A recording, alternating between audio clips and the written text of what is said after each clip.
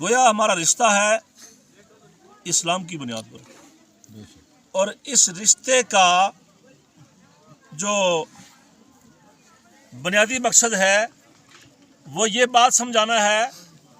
رسول اللہ صلی اللہ علیہ وسلم نے ارشاد فرمایا، المسلم من سالم المسلمون من لسانہ و یدہ، مسلمان کی شان یہ ہے کہ اس کے ہاتھ سے دوسرا مسلمان محفوظ رہے اور اس کی زبان سے بھی دوسرا مسلمان محفوظ رہے۔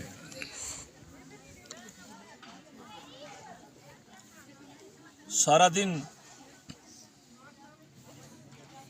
اللہ تعالیٰ کی طرف سے عنایت کردہ سانسوں کو خرچ کرنے کے بعد جب بندہ اپنے بستر استراحت پر جاتا ہے رات کے وقت، تو کیا کبھی ہم نے یہ سوچا، ہمارے ذہن نے یہ تکلیف گوارا کی کہ ہم یہ بات سوچیں کہ آج دن بھر ہم نے کتنے لوگوں کو زبان سے اذیت پہنچائی ہے یا ہاتھ سے اذیت پہنچائی ہے، اور پھر اگر ہم نے کسی کو زبان یا ہاتھ سے اذیت پہنچائی ہے تو پھر ہم اللہ کے اس فرمان کے مطابق مسلمان ہونے کی ہم کم از کم دعوے دار رہ گئے ہیں یا نہیں؟ المسلم من سالم المسلمون من لسانہ و یدہ، مسلمان وہ ہے کہ جس کی زبان سے دوسرا مسلمان محفوظ رہے اور جس کے ہاتھ سے دوسرا مسلمان محفوظ رہے۔ یقیناً ایسے لوگ اس وقت معاشرے میں موجود ہیں، انہی کی وجہ سے یہ نظام کائنات، نظام حیات چل رہا ہے، لیکن جو زیادہ لوگ ہیں ہم اس دعوے میں سچے ثابت نہیں ہوتے۔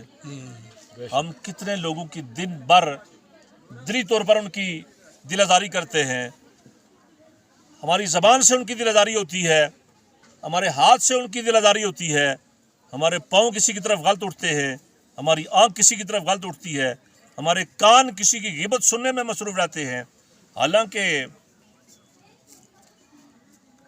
آپ نے شاید کسی نے آپ میں سے سورہ حجرات کا مطالعہ کیا ہو، جس میں اللہ تعالیٰ نے بڑی شرح و بس کے ساتھ ہمیں یہ باور کروانے کی کوشش کی ہے کہ آپ سب ایک ہیں، چونکہ آپ کے ماں باپ ایک ہیں۔ ایک ماں اور باپ کے جو بیٹے ہیں یا بیٹیاں ہیں، آپس میں کتنا ان کا ایک اخوت کا رشتہ ہوتا ہے، بھائی چارے کا رشتہ ہوتا ہے۔ گو کہ آج اس چیز کا بھی فقدان ہے، بھائی سے لڑ رہا ہے، اور کس چیز کے پیچھے لڑ رہا ہے؟ زمین کے 2 گز کے پیچھے، 1 گز کے پیچھے لڑ رہا ہے، چند ٹکوں کے پیچھے لڑ رہا ہے، لیکن اس سے قطع نظر پھر بھی کچھ نہ کچھ محبت ہوتی ہے کہ ہم ایک ماں باپ کے ہیں، ہمارے ماں باپ ایک ہیں، ہم بھائی ہیں، بہنیں ہیں۔ کتنا ایک درد ہوتا ہے، لیکن اللہ تعالیٰ نے سورہ حجرات میں یہ ساتھ فرمایا، یا ایھا الناس انا خلقناکم من ذکر و انثی، اے لوگو، بالعموم یہ اعلان فرما رہا رب، اے لوگو، ہم نے آپ کو ایک ماں سے پیدا کیا ہے اور ایک باپ سے پیدا کیا ہے۔ آپ کے ماں باپ ایک ہیں۔ یہ چیز اللہ تعالیٰ کیوں باور کروا رہا ہے؟ اس لیے باور کروا رہا ہے کہ آج جو ہم میں تفریقیں بڑھ گئی ہیں، قبائل کی بنیاد پر، خاندانوں کی بنیاد پر، حسب نسب کی بنیاد پر، حالانکہ اللہ کے پیغمبر صلی اللہ علیہ وسلم نے یہ جملہ ارشاد فرمایا کہ مجھے اس بات کا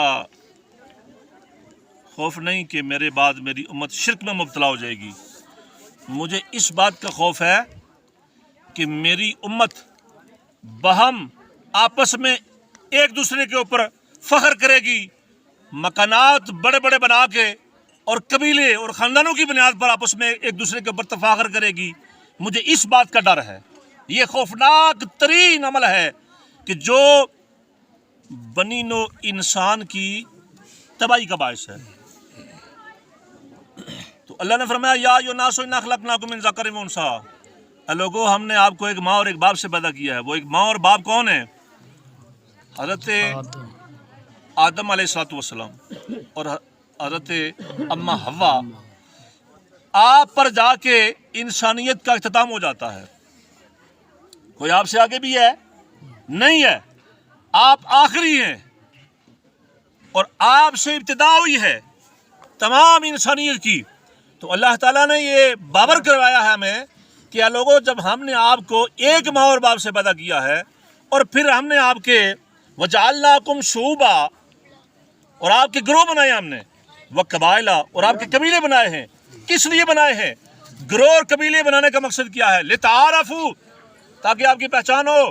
لیکن یاد رکھنا، پہچان سے ایک بال کے برابر بھی آگے نہ بڑھنا، یہ آپ کی پہچان کی حد تک ہے۔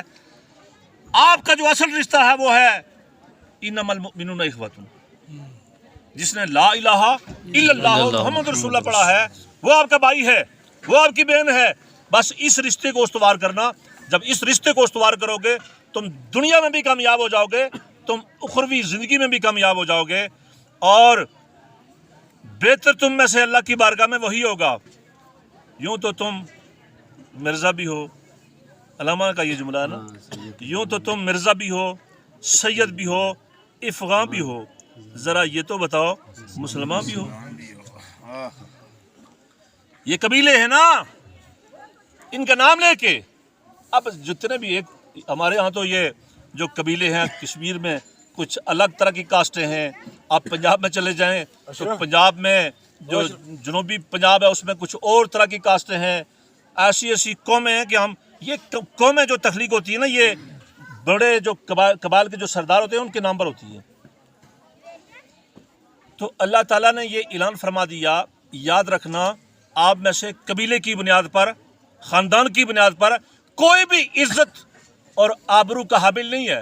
عزت اور آبرو کا حامل اللہ کی بارگاہ میں وہ ہے، ان اکرمکم عند اللہ اتقاکم، اللہ کی بارگاہ میں عزت اور آبرو کا مستحق وہ ٹھہرے گا جو تقوی اور پرہیزگاری کے اعتبار سے تم میں سے بہتر ہوگا۔ اگر کوئی وہ شخص جسے آپ حقیر سمجھتے ہیں اللہ کی بارگاہ میں تقوی کے اعتبار سے زیادہ قرب رکھتا ہے تو پھر عزت اللہ کے نزدیک اسی کی ہے